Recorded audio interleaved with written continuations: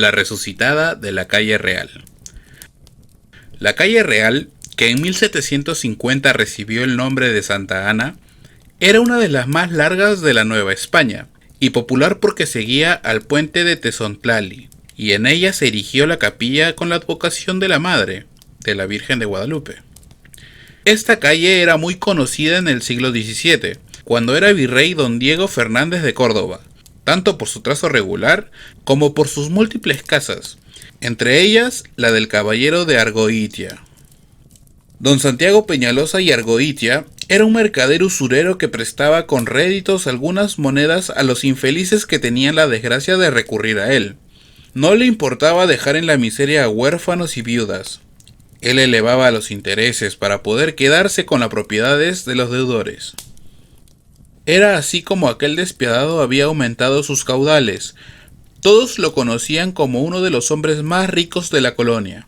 Casi nadie quería tener su amistad, pero entre los pocos que lo frecuentaban se encontraba don Cosme de Rivero y Escandel, comerciante en pequeño que lo conocía desde que vivía en España. Cierto día, este desdichado hombre fue a pedirle ayuda a su supuesto amigo. No hables más, amigo, decía aquel hombre. ¿Cuánto te hace falta? Don Cosme presuroso respondió. Necesito dinero para levantar mi negocio. Verás, el año fue malo. Y fue así como aparentemente consiguió la desinteresada ayuda de su amigo, que además le dio un dinero extra, haciéndole firmar un pagaré.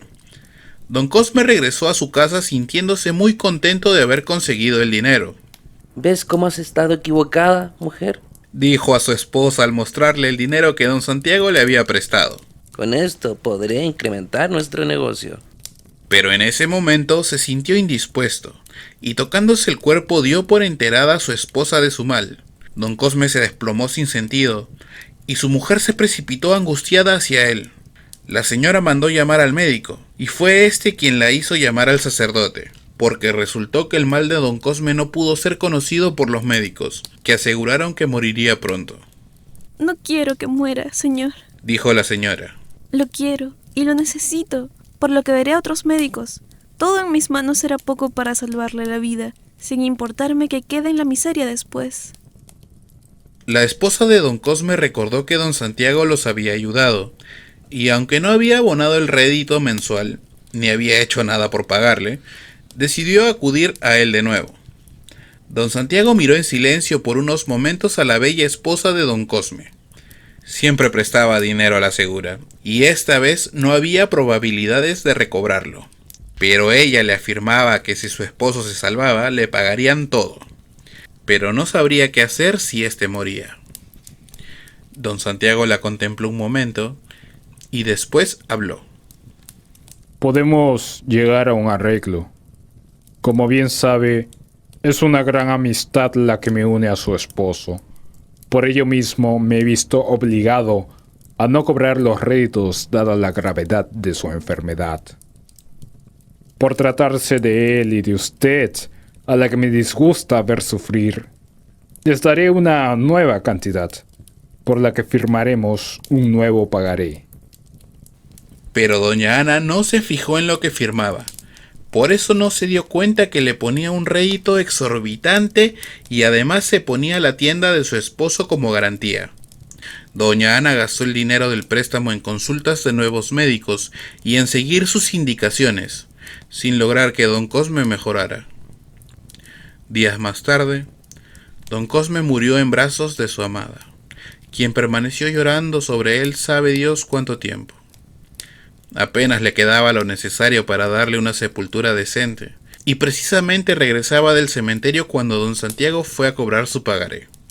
Y aunque la viuda le explicó lo difícil de su situación, él le dio la terrible noticia de que aquella propiedad ya le pertenecía. Ahogada en llanto le pidió que no le echara a la calle, por lo menos hasta que tuviera a dónde ir. Pero don Santiago le refirió lo molesto que era presenciar esas súplicas, y le pidió llegar a un acuerdo en privado. Doña Ana nunca hubiera accedido a aquella situación si hubiera advertido la luz siniestra que brilló en la mirada de aquel hombre cuando la seguía a la estancia. Al llegar a aquella estancia, don Santiago se abalanzó sobre doña Ana sin importarle la pena por la que atravesaba. Un beso brutal cerró la boca de doña Ana, quien no sabía cómo librarse del repugnante abrazo de don Santiago. No, por favor, no se acerque otra vez a mí. Dijo aquella desdichada mujer. Prefiero mendigar pan en las celdas antes de ceder a sus bajezas. Es tarde para eso, señora mía. Replicó el despreciable hombre. Desde el momento en que la vi, una fuerte llama se encendió en mi interior. Y hoy va a ser mía. Prometo dejarla vivir en su casa, donde nada le faltará mientras sus puertas estén abiertas para mí. Y doña Ana se debatió con desesperación, pero el infame usurero no estaba dispuesto a ceder. Aunque la infeliz mujer gritó hasta quedarse sin voz, nadie acudió a auxiliarla. Tras varios minutos de silencio, don Santiago apareció en la puerta sonriendo diabólicamente. Doña Ana sollozaba acongojada mientras aquel hombre trataba de consolarla. Puede retirarse, escribano. Dijo don Santiago al escribano que llegaba a la casa para sentar el despojo. El asunto está resuelto. Ella lloraba sin consuelo y en cuanto el escribano se retiró, tomó la daga que don Santiago llevaba en la cintura, pero el desdichado hombre forcejeó con ella, haciendo todo lo posible por desarmarla, y en el forcejeo fue ella quien resultó herida.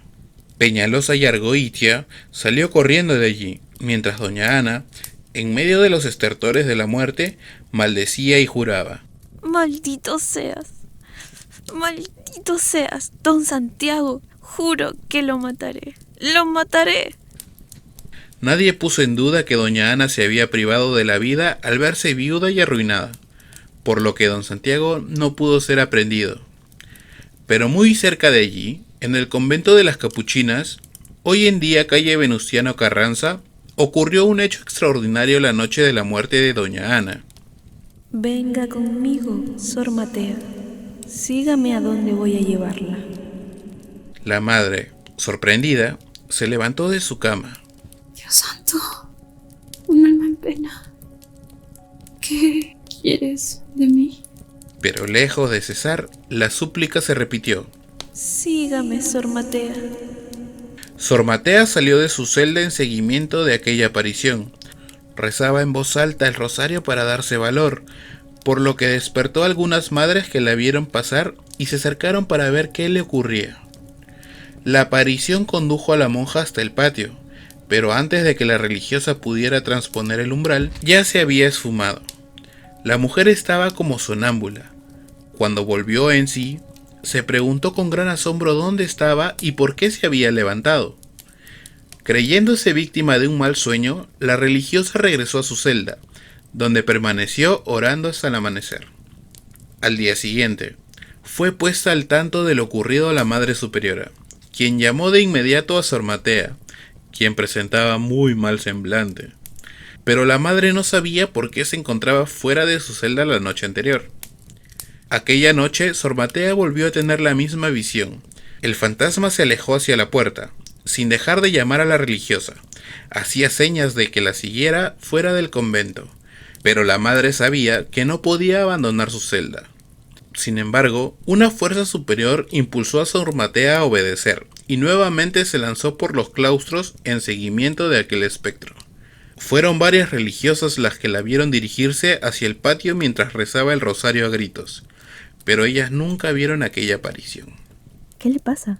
No se ve bien. Está rara. ¿Qué le pasa? ¿Qué le ocurre a Sor ¿Qué Matea? está haciendo? Se decían las religiosas desconcertadas. La monja siguió a la aparición hasta los umbrales del patio, y estaba a punto de salir cuando las religiosas la detuvieron, exigiéndole una explicación. Pero la madre Sor Matea nuevamente se despertó sin saber nada de lo ocurrido, y volvió a su celda al instante. Se cuenta que después de 3 noches en que aquello se repitió, la superiora volvió a hablar con ella. Esta vez se encontraba al igual que las demás religiosas, desconcertada ante la apariencia de la madre, que se veía muy desmejorada. ¿Qué te atormenta, hija mía? Preguntó la madre superiora. ¿Cuál es la razón por la que desobedeces todas las noches, hija mía? Algo que no alcanzo a comprender y me impulsa a hacerlo. Replicó Sor Matea. Escucho una voz que me pide que la siga fuera del convento. Y después veo mucha sangre, madre. Estas palabras desconcertaron más a la Madre Superiora. A medida que iba hablando la madre, Sor Matea se iba convirtiendo en otra persona, como si su rostro se deformara dando paso a alguien más. La superiora se santiguó asustada. Sor Matea solo concluyó: Madre superiora, hay algo que tengo que hacer. Pero la Madre Superiora le ordenó que fuera a su celda, debido a la gravedad del asunto, y orara por el resto del día. Más tarde la superiora externó al confesor de la comunidad lo que sucedía. Mucho me temo que Sor Matea esté poseída por algún espíritu, por lo que le pido que hable con ella para que nuestra santa casa vuelva a tener tranquilidad. El sacerdote habló con Sor Matea, quien sin dudarlo le dijo sobre la aparición que la hacía levantarse todas las noches y abandonar su celda. Fue entonces cuando el rostro de la madre volvió a transfigurarse horriblemente y el sacerdote se asustó. Ave María Purísima, Dijo el padre. tranquila, hija mía, yo le pediré al Señor por ti. El confesor se dirigió de inmediato a la Madre Superiora, señalando que era conveniente mandar llamar al padre de la joven, ya que argumentaba que la monja estaba perdiendo la razón. De esa manera, podría Sor Matea descansar en su casa y olvidarse de lo sucedido. Don Santiago, su padre, recibió disgustado la noticia de que debería presentarse en el convento de las Capuchinas. A regañadientes acudió Peñalosa y Argoitia al llamado de la Madre Superiora. Pero aquel disgusto creció al saber que tendría que llevarse a su hija con él.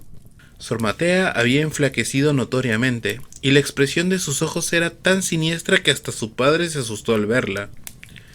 Así, el caballero de Peñalosa y Argoitia condujo a su hija fuera del convento, cuestionándola sobre lo ocurrido. Pero la joven solo pudo decirle que había estado haciendo cosas extrañas, mientras se transfiguraba nuevamente, motivo por el cual su padre la llevó de inmediato a su habitación. Esa misma tarde, Sor Matea sintió una presencia junto a ella. ¿Vienes a perturbarme también aquí? Dijo sobresaltada la madre. Déjame en paz. Aléjate. No sigas atormentándome. Pero aquel desfigurado espectro se acercó más y más, diciendo: Necesito tu cuerpo, Sor Matea, para poder así tomar venganza de quien tanto me dañó en vida y por cuya causa vago ahora en el mundo de las tinieblas. Sor Matea se exaltó tanto que comenzó a gritar. Don Santiago acudió para calmar a su hija sin saber el susto que se llevaría al ver parada en la puerta de la habitación de la madre a doña Ana. Sudoroso y tembloroso, don Santiago corrió como pudo a su habitación, donde se encerró. Al día siguiente, el cruel padre decidió recluir a su hija en la habitación más apartada de la casa, donde indicó que estaría más tranquila. Sin embargo, ella no estaba tan segura, ya que en su interior nacían unos impulsos horribles. ¿Por qué siento el deseo de matar a mi padre? Se preguntaba. Pasaron algunos días, en los que se dice que don Santiago no frecuentaba a su hija, mientras que ésta presenciaba noche con noche la visita de la viuda de don Cosme, que le mostraba el puñal que llevaba clavado en el pecho. Los siguientes días fueron de mayor intensidad en la casa del usurero, ya que claramente escuchaba los gritos de su hija, y posteriormente los pasos de la misma que trataba de introducirse en su habitación pasadas las 12 de la noche. Estaba seguro de que su mal era causado por la viuda de don Cosme. Creía enloquecer cuando miraba con gran temor cómo el picaporte de su puerta giraba mientras parecía tumbarse por los fuertes golpes. Don Santiago no pudo soportar aquello más tiempo. Mientras podía, tenía encerrada a su hija con doble llave en su cuarto. Pero una noche, justamente en la que el viento soplaba con gran intensidad, se dejó escuchar un fuerte gemido que le erizó todos los cabellos, y al volver su vista hacia la ventana, vio al espíritu descarnado de doña Ana. El espectro se dirigió hasta la habitación de Sor Matea, y sacando el puñal clavado en su pecho le dijo a la madre: Tómalo. Está destinado al corazón de don Santiago. Debes ir en su búsqueda. E inútil fue la resistencia que puso Sor Matea, porque en ese momento el espectro tomó su cuerpo. Inexplicablemente la puerta asegurada de la habitación se abrió, y con pasos firmes se dirigió hasta la habitación de su padre. Don Santiago estaba seguro de que la había encerrado, por lo que no dudó en salir a ver qué es lo que estaba ocurriendo. No tuvo tiempo de volver a encerrarse, porque la joven se le echó encima como una fiera, clavándole el cuchillo varias veces en el pecho. Entre las convulsiones de la muerte, vio claramente el rostro de doña Ana que se transfiguraba en el de su hija Sor Matea, y aunque los criados acudieron apresurados, nada pudieron hacer para salvarle la vida a aquel hombre. Aquella mujer que se encontraba visiblemente en el cuerpo de su hija, gritaba y reía con gran maldad. Al ser incorporada, clavó de inmediato el puñal en su pecho, y entonces ocurrió algo extraordinario. Mientras doña Matea se doblaba, mortalmente herida, su rostro adoptó una expresión extraña y escalofriante, para enseguida sufrir una horrenda transfiguración. ¡Me muero! Dijo. Los criados, al darse cuenta de lo ocurrido, levantaron sus plegarias. Evidentemente Sor Matea estaba poseída. Cuando aquel cadáver putrefacto cayó al suelo, sus ojos huecos quedaron apuntando hacia don Santiago, que expiraba también en ese momento. Mudos de pavor permanecieron los presentes ante aquel aterrador prodigio desarrollado ante sus ojos. Esto fue cosa del demonio. Debemos avisar al Santo Oficio para que venga a bendecir la casa. Diablo, dijeron los criados.